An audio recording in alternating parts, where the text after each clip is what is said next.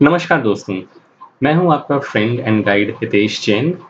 मैं आपके सामने NISM सीरीज़ 5A के ट्यूटोरियल्स लेकर के आया हूं। जैसा कि हमने पिछले पुराने 2 वीडियोस में देखा, हमने चैप्टर 1 और चैप्टर 2 डिस्कस किया था। आज के इस वीडियो में हम chapter 3 legal structure of mutual funds in India discuss करेंगे।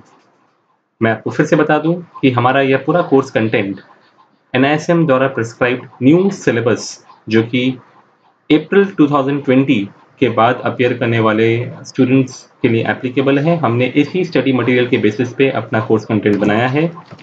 आज के इस चैप्टर में हम legal structure of mutual funds in India discuss करेंगे।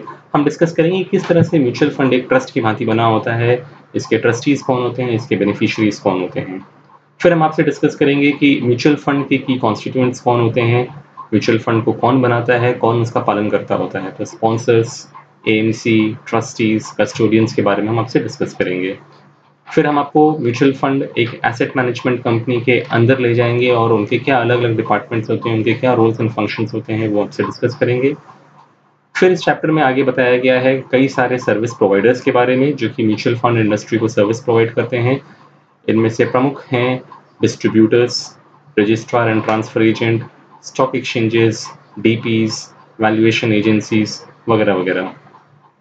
Last but not the least, इस चैप्टर में हम आपको AMFI यानी कि association of mutual fund intermediaries in India के बारे में बताएंगे कि AMFI का क्या रोल एंड फंक्शंस होता है। Legal structure of mutual funds in India. Mutual funds को इंडिया में एक ट्रस्ट के स्वरूप में बनाया जाता है और इसीलिए वह इंडिया के ट्रस्ट एक्ट 1882 द्वारा रेगुलेट किया जाता है। एक ट्रस्ट को क्रिएट करने के पीछे रोल होता है स्पॉन्सर्स का, जिसको भी हम आगे देखेंगे। जैसा कि हम जानते हैं कि हर ट्रस्ट के बेनिफिशियरीज होते हैं, वैसे ही म्यूचुअल फंड ट्रस्ट के बेनिफिशियरीज उसके इन्वेस्टर्स या निवेशक होते हैं। हर ट्रस्ट को चलाने के लिए एक ट्रस्ट डीड होती है, इसी प्रकार म्यूचुअल फंड को भी चलाने के लिए एक ट्रस्ट डीड होती है जो कि स्पॉन्सर्स और ट्रस्टीज के बीच में साइन की जाती है। ट्रस्टीज इंडिविजुअल्स भी हो सकते हैं और वह एक ट्रस्टी कंपनी भी हो सकती है जो कि रिप्रेजेंट की जाती है बोर्ड ऑफ ट्रस्टीज के द्वारा। तो ये ट्रस्टीज का अपॉइंटमेंट स्पॉन्सर्स करते हैं। म्यूचुअल फंड हाउस के डे टू डे मैनेजमेंट का कामकाज संभालती है एसेट मैनेजमेंट कंपनी, जिसकी स्थापना ट्रस्टीज जनरली करते हैं। The AMC is appointed by the sponsor or the trustees as per whatever has been decided in the trust deed. The trustees execute an investment management agreement with the AMC. AMCs अपना rights and responsibilities बता के कैसे कामकाज करेगी, यह एक investment management agreement द्वारा निर्धारित किया जाता है जो कि ट्रस्टीज साइन करते हैं। ऑल्दो क्या म्यूचुअल फंड में स्कीम्स में इन्वेस्टमेंट्स बाई करने हैं, सेल करने हैं, ये डिसीजन एसेट मैनेजमेंट कंपनी लेती है, लेकिन जो शेयर्स या डेट इंस्ट्रूमेंट्स जो खरीदे जाते हैं वह सब एक कस्टोडियन के कस्टडी में रहते हैं। ये एक सेपरेट एंटिटी होती है, इसके बारे में भी हम आगे चर्चा करेंगे। इसके अलावा म्यूचुअल फंड के अंदर में जिन निवेशकों ने इन्वेस्ट किया है उसका सारा डिटेल्स म्यूचुअल फंड हाउस खुद भी रख सकती है, एसेट मैनेजमेंट कंपनी खुद भी रख सकती है, या फिर इसका डिटेल्स एक रजिस्ट्रार एंड ट्रांसफर एजेंट भी रखता है। हम बात करते हैं स्पॉन्सर की। स्पॉन्सर वह शख्स होता है जो कि म्यूचुअल फंड हाउस को खड़ा करने में मेन पैसे लगाता है, जो कंट्रीब्यूशन ऑफ कैपिटल करता है, is the promoter of the fund. Sponsor जो होता है वह सबसे पहले ट्रस्ट फॉर्म करता है और बोर्ड ऑफ ट्रस्टीज या फिर इंडिविजुअल ट्रस्टीज को अपॉइंट करता है। वह उन ट्रस्टीज के साथ में एक ट्रस्ट डीड साइन करता है, जैसा कि ट्रस्ट डीड में लिखा हो। स्पॉन्सर या ट्रस्टीज जो हैं वो मिलकर के एसेट मैनेजमेंट कंपनी की स्थापना करते हैं, जिसके लिए सेबी का प्रायर अप्रूवल का रिक्वायरमेंट होता है। एसेट मैनेजमेंट कंपनी के टोटल कैपिटल कंट्रीब्यूशन का मिनिमम 40% हिस्सा स्पॉन्सर को कंट्रीब्यूट करना पड़ता है। इसको हम इस प्रकार भी कह सकते हैं कि जो शख्स minimum 40% of the net worth of the AMC contribute करता है, हम हर उन शख्स को स्पॉन्सर का दर्जा देते हैं। Sponsor has to contribute minimum of 50 lakh और 1% of the corpus of an NFO। माने कि कोई भी म्यूचुअल फंड हाउस कभी भी कोई नई स्कीम मार्केट में लॉन्च करती है तो जितना पैसा भी उसने मोबिलाइज किया है उसका 1% हिस्सा या फिर 50 lakh, which ever is lower, वह स्पॉन्सर को कंट्रीब्यूट करना होता है। लास्ट में सवाल आता है कि कौन स्पॉन्सर हो सकता है, क्या कोई भी इंसान स्पॉन्सर बन सकता है? नहीं, कोई बैंक या कॉर्पोरेट या फाइनेंशियल इंस्टीट्यूशन जिनका मिनिमम 5 साल का एक्सपीरियंस हो फाइनेंशियल सर्विसेज बिजनेस के अंदर में, वही स्पॉन्सर बन सकता है। इसके अलावा सेबी ने कुछ और रिक्वायरमेंट्स बताए हैं, जैसे कि स्पॉन्सर का पॉजिटिव नेटवर्थ होना चाहिए पिछले 5 सालों में, एंड वह जो कैपिटल कंट्रीब्यूट कर रहा है एएमसी के अंदर में, उससे पिछले साल में उसका नेटवर्थ उस कैपिटल कंट्रीब्यूशन से ज़्यादा होना चाहिए। इसके अलावा स्पॉन्सर एक प्रॉफिटेबल एंटिटी होनी चाहिए जिसने पिछले 5 में से 3 सालों में कम से कम प्रॉफिट किया हो और लेटेस्ट साल के अंदर में उसका प्रॉफिट ज़रूर रहा हो। इसके अलावा स्पॉन्सर एक फिट एंड प्रॉपर पर्सन भी होना चाहिए। अब हम आते हैं ट्रस्टीज़ के बारे में। Trustees are the primary guardians of the unit holders fund. यही मेन करता धरता होते हैं म्यूचुअल फंड हाउस के। They have a critical role in ensuring that the mutual fund house complies with all the regulations prescribed by SEBI and protect the interest of the unit holders. Sponsor जब trustee appoint करता है तो minimum 4 trustee होने जरूरी हैं। अगर उसने trustee company को अपॉइंट किया है तो उस ट्रस्टी कंपनी के मिनिमम 4 बोर्ड ऑफ डायरेक्टर्स होने जरूरी हैं। जितने भी ट्रस्टीज अपॉइंट होते हैं, at least 2/3 of the trustees have to be independent trustees. इसका मतलब उनका स्पॉन्सर से कोई लेना देना नहीं होना चाहिए। Prior approval of SEBI is needed for a person to be appointed as the trustees. अब ट्रस्टीज का क्या काम होता है? Trustees generally asset management company को अपॉइंट करती है with the prior approval of SEBI. AMC को अपॉइंट करने के बाद में उनके साथ में वह एक इन्वेस्टमेंट मैनेजमेंट अग्रीमेंट इसमें एंटर करती है, जिससे निर्धारित किया जाता है कि वह एएमसी कैसे काम करेगी। Trustees have the right to seek any information they require from the AMC, and they can also seek remedial action and even dismiss the AMC अगर वह इन्वेस्टमेंट मैनेजमेंट एग्रीमेंट के हिसाब से काम ना करे तो। The trustees perform the due diligence activity and ensure that all transactions entered into by the AMC are in compliance with the regulations and the scheme's objective and intent. Quarterly basis पे trustees review करते हैं mutual fund house ने क्या transactions किए हैं अपने AMCs और associates के साथ में। वह एएमसी का नेटवर्थ को भी रिव्यू करते हैं ऑन अ क्वार्टरली बेसिस, और अगर उसमें कुछ शॉर्टफॉल हो गया है तो उसको मेकअप करने का डायरेक्शन भी देते हैं।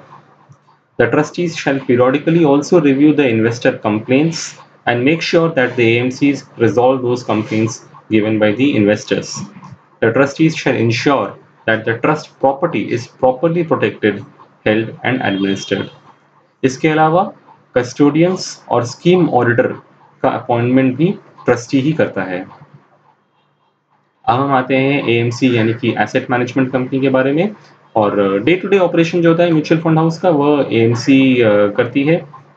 एएमसी का अपॉइंटमेंट जैसा हमने पहले अभी पढ़ा कि या तो स्पॉन्सर या फिर ट्रस्टीज करेंगे, जैसा कि ट्रस्ट डीड में निर्धारित किया गया है। एंड एएमसी को अपॉइंट करने से पहले सेबी का अप्रूवल होना जरूरी है। At least 50% of the directors in the AMC have to be independent directors. AMC का मिनिमम नेटवर्थ 50 करोड़ का होना जरूरी है।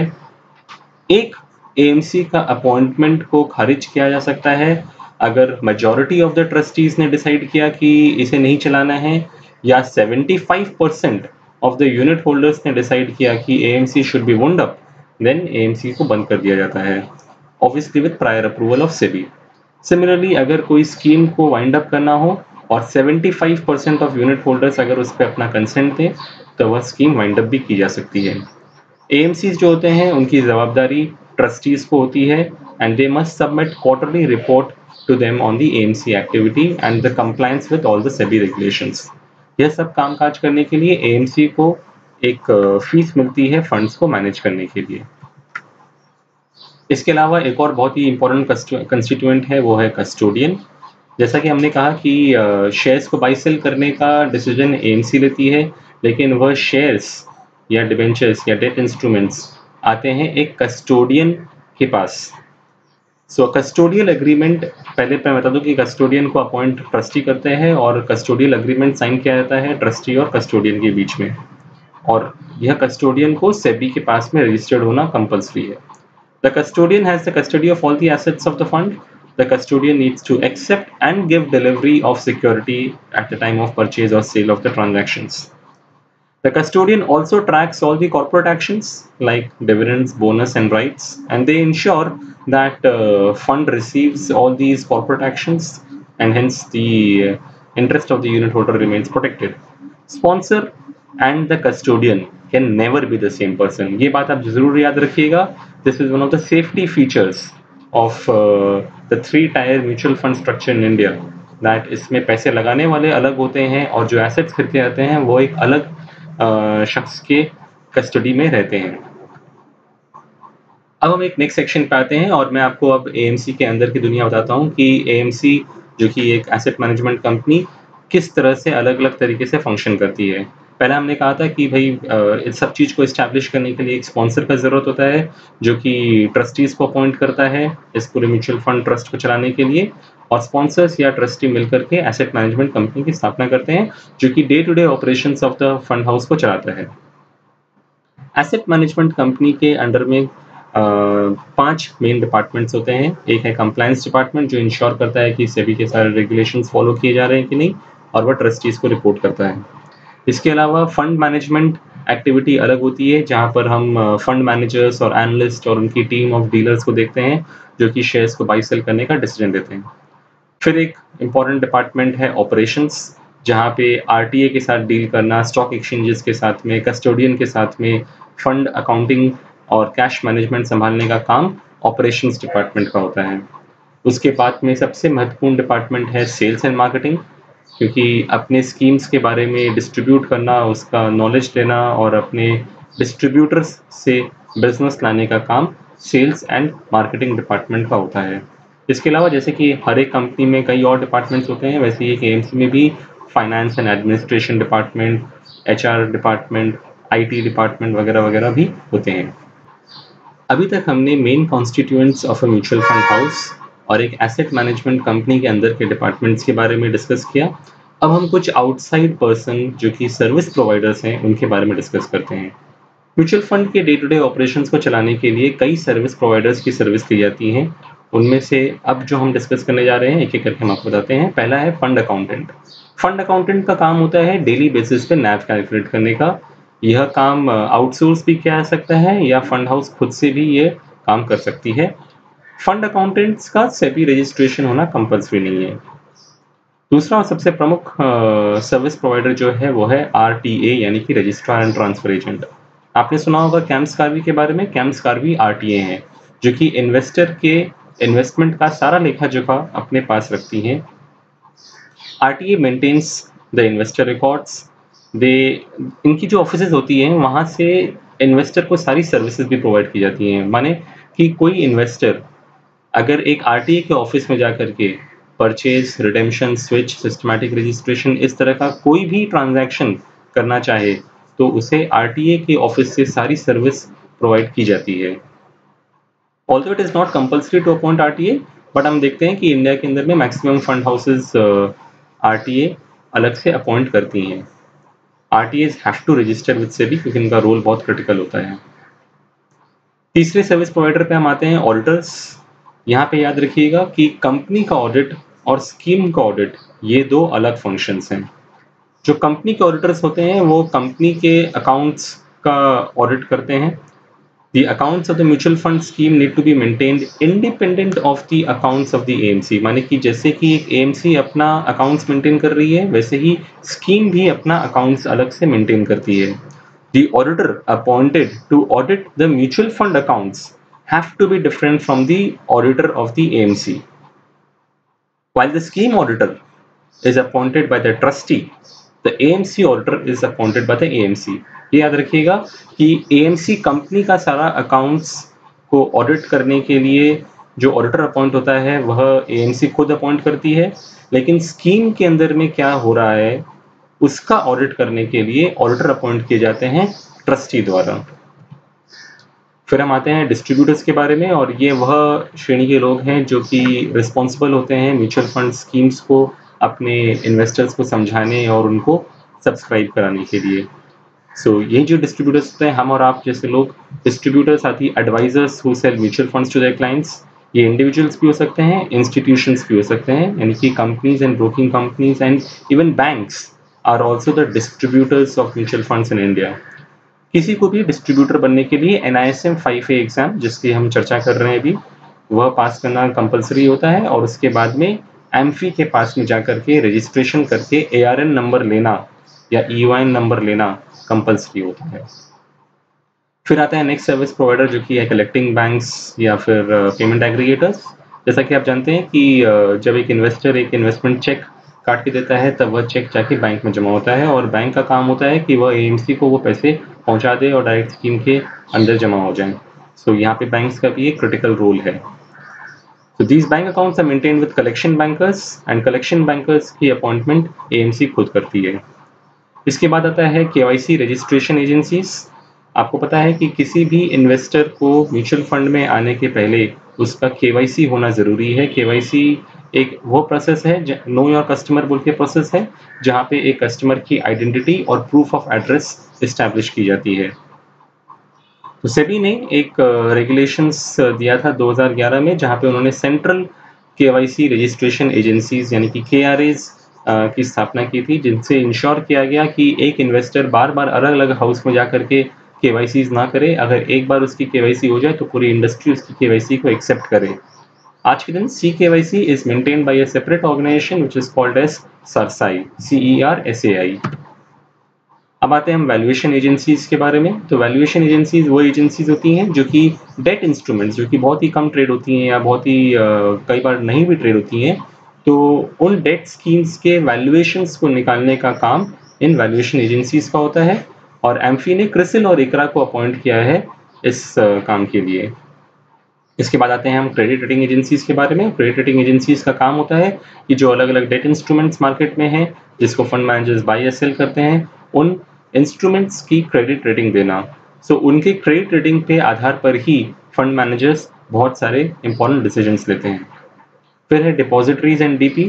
डिपॉजिटरीज का रोल बहुत ही सिंपल है कि अगर म्यूचुअल फंड इन्वेस्टर चाहे कि वह यूनिट्स को फिजिकल फॉर्म में रखना चाहता है, वह फिजिकल फॉर्म में रख सकता है, और अगर वो चाहे तो वह यूनिट्स को डीमटेरियलाइज कर सकता है।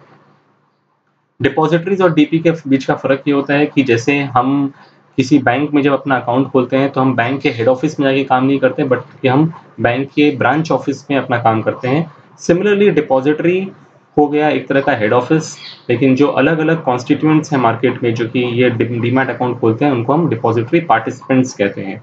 इंडिया में 2 ही डिपॉजिटरीज हैं, CDSL एंड NSDL।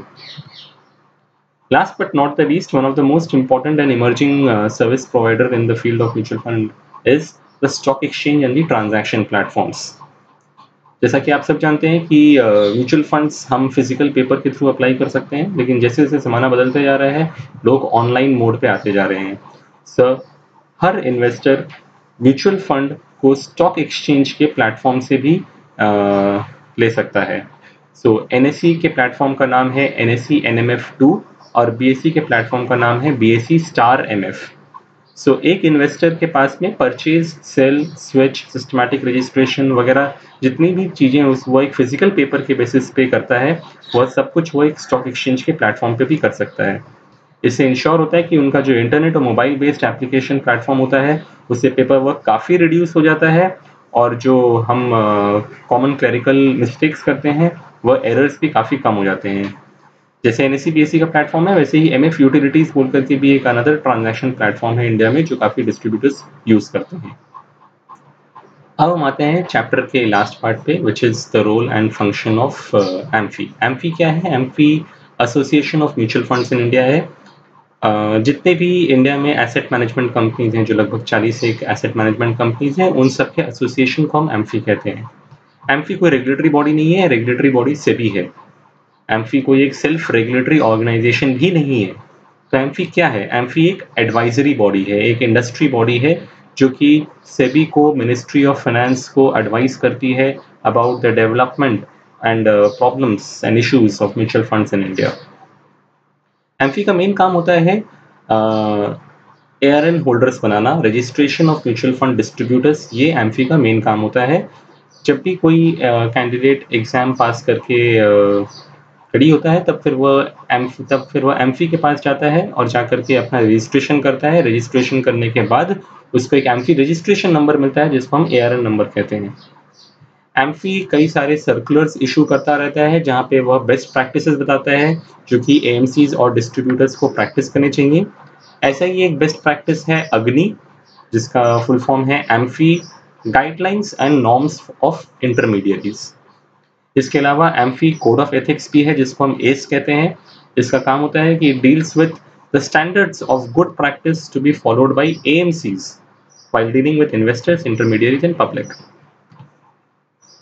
एम्फी का ऑब्जेक्टिव क्या है? इनका कई सारे ऑब्जेक्टिव है, मैं आपके लिए रीड आउट कर देता हूँ। It is to define and maintain high professional and ethical standards in all area of operations of mutual fund industry, to recommend and promote the best practices and the code of conduct, to interact with SEBI on all the matters which is related to mutual fund industry, to represent to the government, RBI and all those bodies for all the matters that is related to mutual fund industry. इसके अलावा investor awareness programme करा करके गांव-गांव में mutual fund के बारे में awareness कराने का काम भी एम्फी का है। To disseminate the information on mutual fund industry and to undertake various studies and research, ये काम भी एम्फी करती है। To regulate the conduct of distributors, including the disciplinary actions in case of violation of code of conduct, ये सब कुछ amphi करती है। एंड अल्टीमेटली इन सारे ऑर्गेनाइजेशंस का मूल मकसद यही होता है कि they want to protect the interest of the investors और द यूनिट होल्डर्स। अब जैसा कि हमने पिछले सारे वीडियोस में डिस्कस किया, मैं इस वीडियो में भी आपसे डिस्कस कर लूं कि इस चैप्टर में बताए गए क्वेश्चंस और उनके आंसर्स। पहला क्वेश्चन है, mutual funds are constituted as trust in India, who are the beneficiaries of this trust? तो मैंने आपको बताया था कि जो यूनिट होल्डर्स यानी कि निवेशक इन्वेस्टर्स होते हैं वही मेन बेनिफिशियरीज होते हैं इस ट्रस्ट के। सेकेंड क्वेश्चन है कि who handles the day to day management of the mutual fund? ये मैंने आपको बताया कि एसेट मैनेजमेंट कंपनी है जो कि day to day management of mutual fund को करती है। तीसरा क्वेश्चन है कि RTA function must be independent of the AMC and it can not be retained in house. ऐसा नहीं है, ये एक ऑप्शन है। अगर एएमसी चाहे तो आरटीए फंक्शन जो कि to keep the records of the investors, ये काम एएमसी खुद से भी कर सकती है और या ये काम वो आउटसोर्स कर सकती है। फॉर एग्जाम्पल इंडिया में फ्रैंकलिन टेम्पल्टन बोलकर एक म्यूचुअल फंड हाउस है जिन्होंने इस काम को आउटसोर्स नहीं किया है and they are the RTA themselves for their investors. चौथा सवाल है कि whose job is to track the various corporate actions like bonus, dividend और right issues in the company where the mutual fund scheme is invested. तो ये याद रखिएगा कि ये सब काम की जिम्मेदारी कस्टोडियन की होती है जो कि इंश्योर करता है कि जितने भी कॉर्पोरेट एक्शंस हों उस स्कीम के अंदर में उसका बेनिफिट मिल जाए, जिससे कि वो बेनिफिट उनके यूनिट होल्डर्स को पास ऑन किया जा सके। पांचवा सवाल है कि with which agency are the mutual fund distributors registered? तो ये हमने भी लास्ट में डिस्कस किया था कि हर mutual fund distributor exam pass करने के बाद एम्फी के पास जाता है रजिस्टर करने के लिए, जिसके द्वारा उसे एक ARN नंबर एलोकेट किया जाता है। मैं अंत में आप लोगों को यह डिस्क्लेमर दे दूं कि यह पूरा प्रयास इस वीडियो ट्यूटोरियल बनाने का हमारा यह है कि हम आपको हेल्प करें एग्जाम को पास करने के लिए। हम फिर से आपको कहते हैं कि हमारा यह एक ट्यूटोरियल एक गाइड बुक है, बट हम हमेशा रिकमेंड करते हैं कि जो मैंने वीडियो के स्टार्टिंग में आपको किताब दिखाई, आप उस किताब को ज़रूर पढ़ें। हमें उम्मीद है कि आपको हमारा वीडियो पसंद आ रहा होगा। अगर आपके कुछ भी सवाल हैं तो आप मुझसे कर सकते हैं। मेरा ईमेल आईडी दिया हुआ है और आप मुझे अपने सवाल ईमेल कर सकते हैं। अगर आपको हमारा वीडियो पसंद आ रहा हो तो आप हमारे वीडियो को लाइक करें एंड हमारे चैनल को सब्सक्राइब करें और अपने साथी दोस्तों के साथ में हमारे इन वीडियोज़ को शेयर भी करें। मैं अभी आपसे अलविदा लेता हूं। मैं फिर से आऊंगा आपके सामने नेक्स्ट वीडियो डिस्कस करने के लिए, जहां हम चैप्टर 4 को लेकर के आपसे कई सारी बातें करेंगे। धन्यवाद।